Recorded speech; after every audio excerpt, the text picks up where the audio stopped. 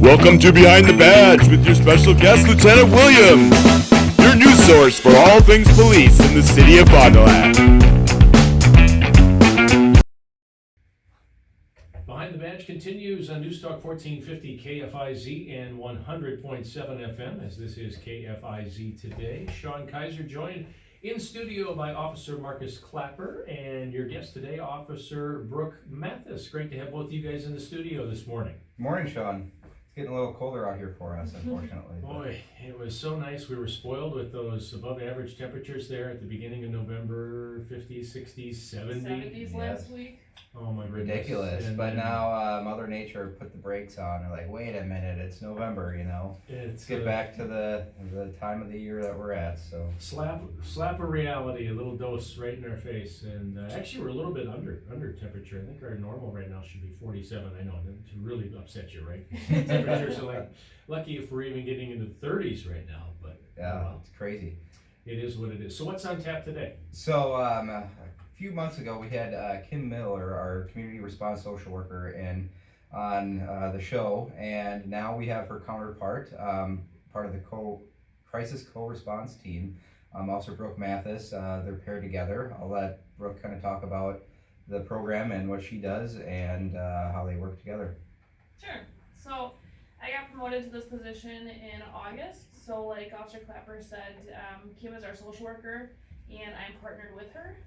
Starting in most likely February, every mental health call that comes in between the hours of 8 to 6, Monday through Friday, we will go on those calls together. That can be a homeless outreach, it can be someone who is feeling suicidal, it can be someone who maybe has an issue with like alcohol or drugs. And the reason that we're going on those calls is that one, we can build a rapport with them, but the second part of it is that we want to be able to spend time with those people. Right now patrol is very, very busy, so a lot of times when they go on the mental health calls is that they're just trying to put a band-aid on a problem so that they can get to the next call that's pending for them. Whereas when we go out, we don't have those other calls waiting for us. We can spend a little bit more time with these people that are actually going through a crisis. And then our goal is to hopefully find them long-term resources rather than just, put that band-aid on and then the next day they're calling back because we haven't fixed the problem or helped them get resources. So by getting them to somewhere that can monitor them or follow up with them, our goal is that hopefully they're not getting to the point where they feel as though they're in a crisis and they can manage it a little bit better. Right now I do a lot of the follow-up with our calls that we have after hours. So right now Kim is only working 10 to 6 and all of those calls between the hours of 6 p.m. to about 10 a.m. the next morning I'll check. And if we've had a mental health call and follow up with that person to see how they're doing, just to say, hey, we said there was a call with an officer last night, we're just checking to see how you're doing, and then hopefully get them some resources. Yeah, this program is hugely beneficial to us. A lot of different areas around our community have it.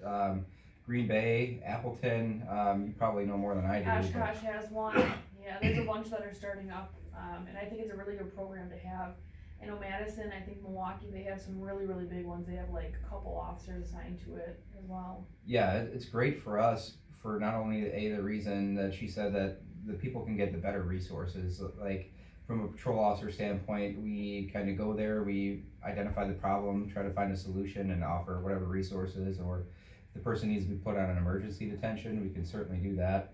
But they're working to find a long-term solution and actually try to make a difference. Not that we're not trying to, but we have other things to tend to.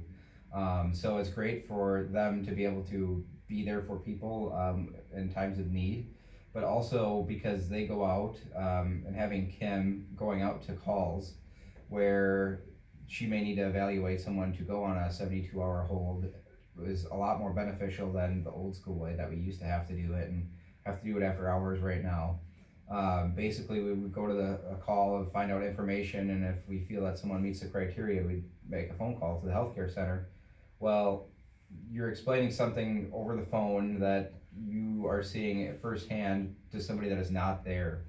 And unfortunately, sometimes there was times where maybe something that we feel that they should have been placed on a hold, or something that was a little more significant, but the person wasn't there. So I think now that when Brooke and Kim come to these calls, not only does it alleviate patrol officers' response, but also will help them better evaluate the situations, provide better resources. Certainly, it's just, oh, go No, ahead. go ahead. Because I was just gonna say, to add to that, is that another aspect or a goal that we have with starting the co-response team is, if you think of it, someone who's going through a crisis might not be 100% aware of their surroundings, which may lead to them acting out. For example, they might start throwing things or breaking things. A patrol officer going, maybe it doesn't read or doesn't know what to look for specifically as much as Kim does when it comes to those crises.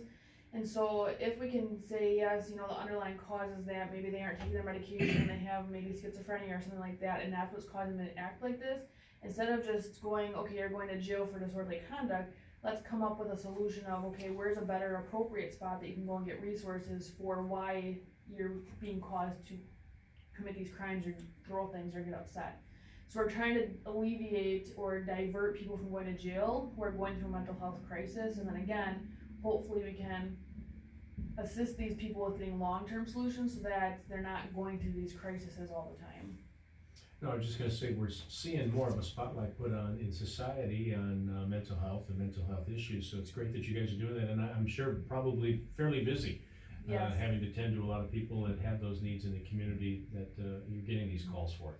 And I think that COVID really played a lot on it, because if you think of it, I mean, a lot of these people were cooped up at home.